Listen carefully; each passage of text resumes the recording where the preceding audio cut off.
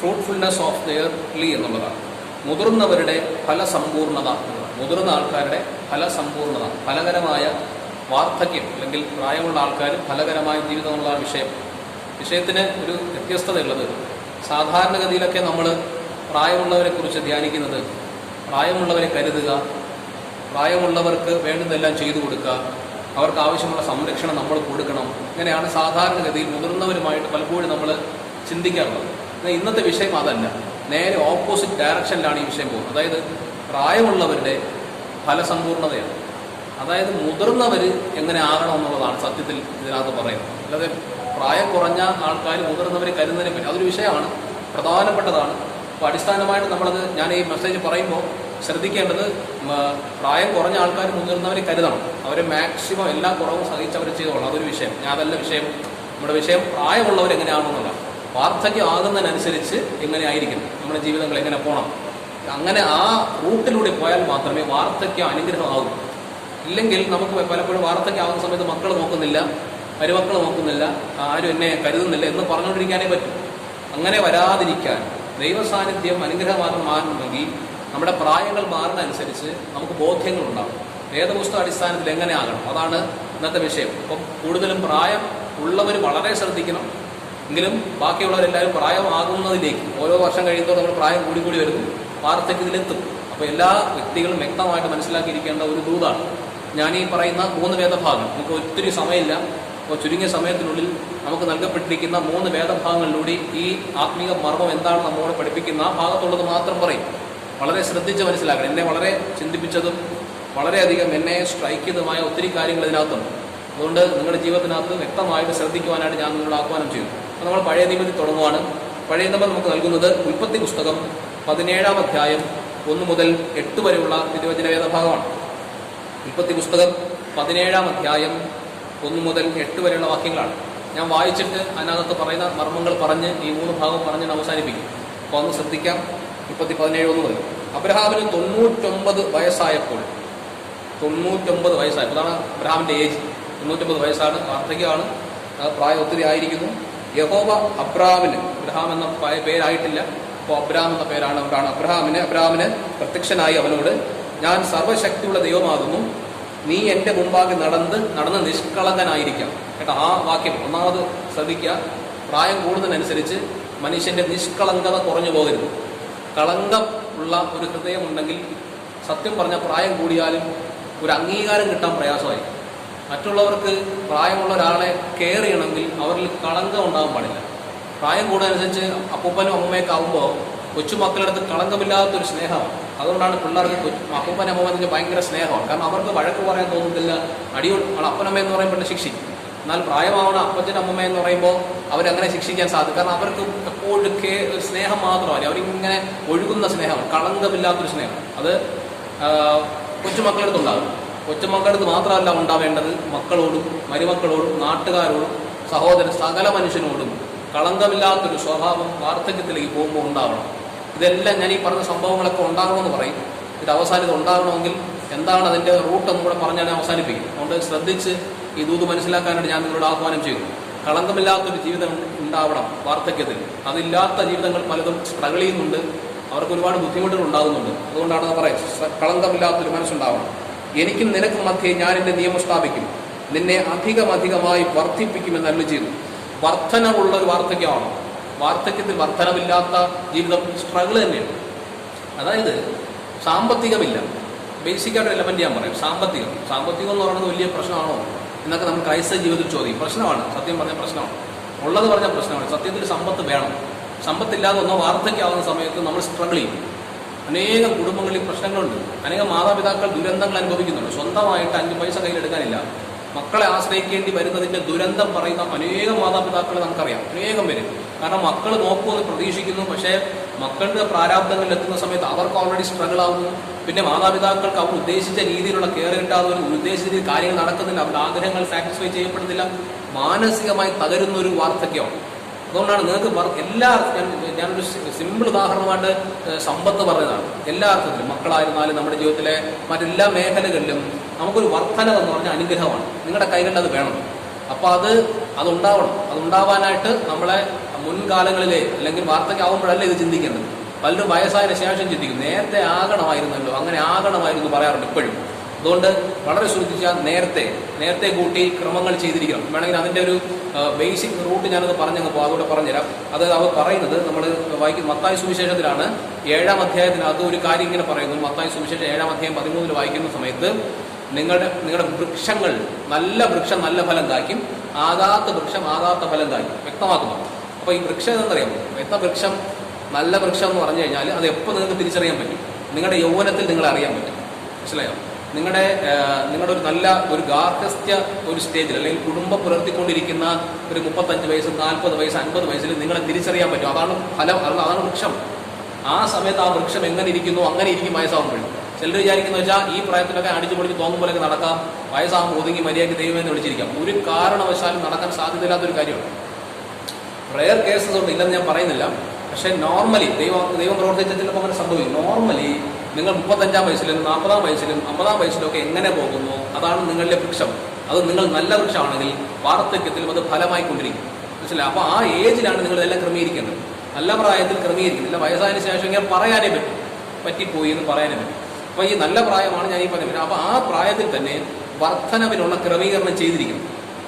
ഒരു സാമ്പത്തികമായ ഒരു ഭദ്രത ഉണ്ടാക്കപ്പെട്ടിരിക്കും. അതിനുവേണ്ടി പ്രാർത്ഥിക്കണം. ഇല്ലാന്നുണ്ടെങ്കിൽ വാർദ്ധക്യത്തിലെത്തുമ്പോൾ ആരെങ്കിലുമൊക്കെ നോക്കിക്കോളെന്ന് പറഞ്ഞിരുന്നു കൊടുത്താൽ നമുക്ക് ദുരന്തങ്ങളാണ്, പ്രയാസങ്ങൾ. വർധനവ് വളരെ പ്രധാനപ്പെട്ടതാണ്. നല്ല പ്രായത്തിൽ തന്നെ അതിനുവേണ്ടി ക്രമീകരണം ചെയ്യണം. ദീർഘവീക്ഷണത്തോടെ നമ്മൾ കാണണം. നാളെ ഞാൻ എന്താണ്, എൻ്റെ ലൈഫ് എന്താവും, ദീർഘവീക്ഷണത്തോടെ കാണാൻ പറ്റുന്ന ഒരു ഹൃദയം ഉണ്ടാവണം. വർധനവ് തരുന്നൊരു ദൈവമുണ്ട്. അങ്ങനെ പ്രാർത്ഥിച്ച് നല്ല പ്രായത്തിലെ ക്രമപ്പെടുത്തണം, വാർദ്ധക്യത്തിലെ ശ്രദ്ധിക്കണം. അത് കഴിഞ്ഞ് പറയുന്നു, അപ്പോൾ അബ്രഹാം വർദ്ധിപ്പിക്കുമെന്ന് പറഞ്ഞു.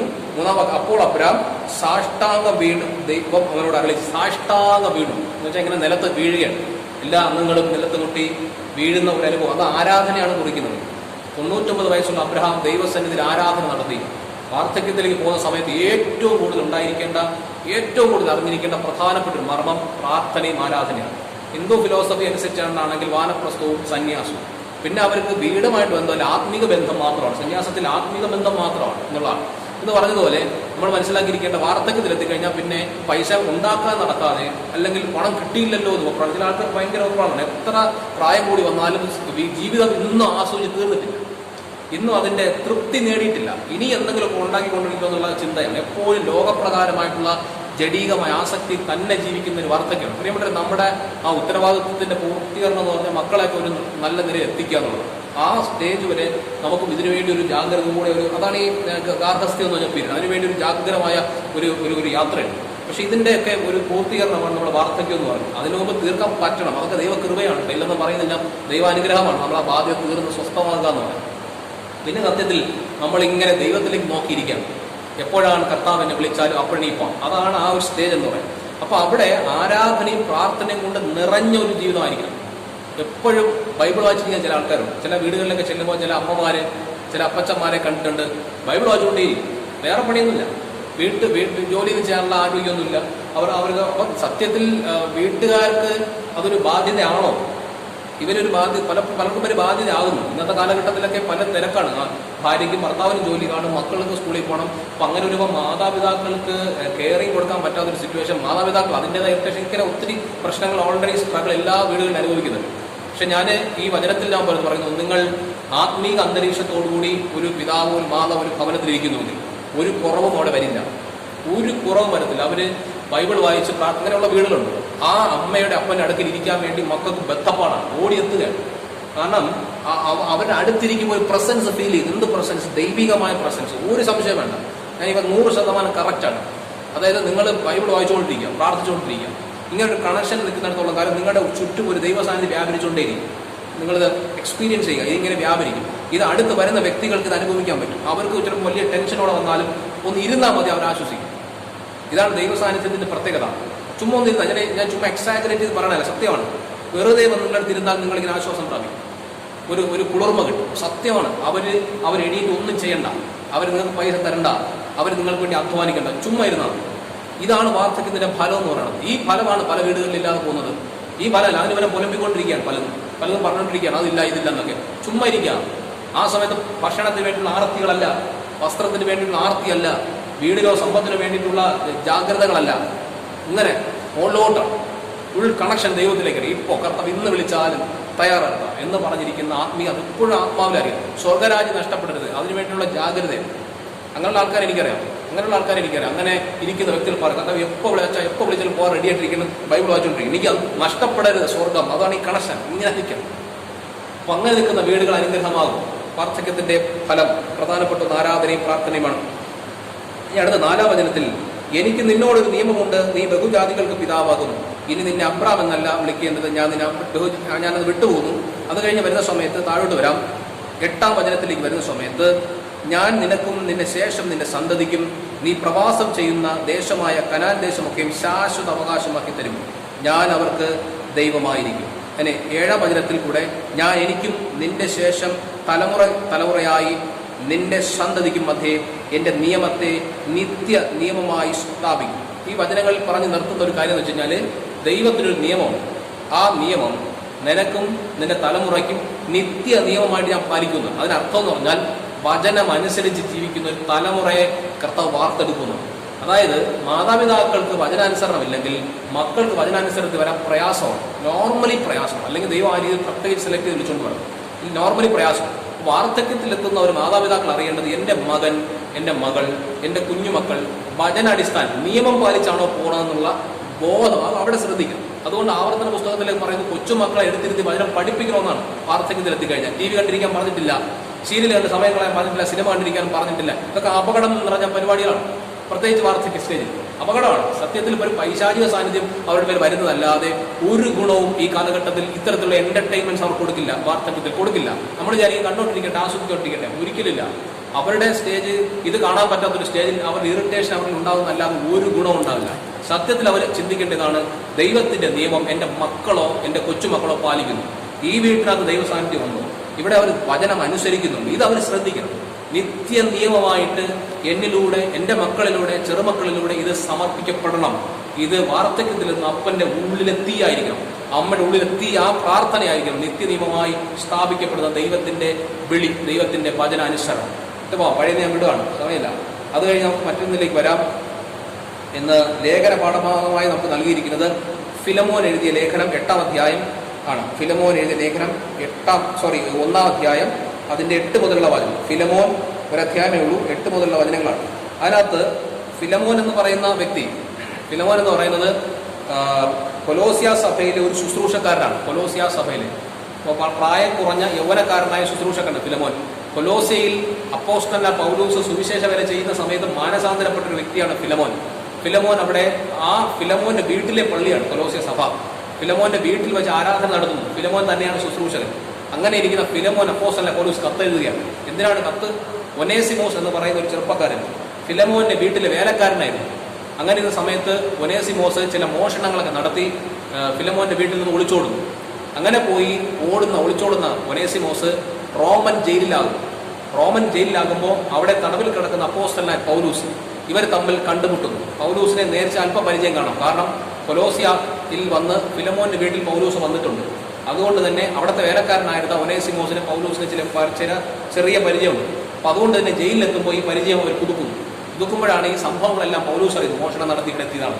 അപ്പോൾ പൗലൂസ് ഒനേസിമോസിനോട് സംസാരിക്കുകയും ഒനേസിമോസ് മാനസാന്തരപ്പെടുകയും ചെയ്തു.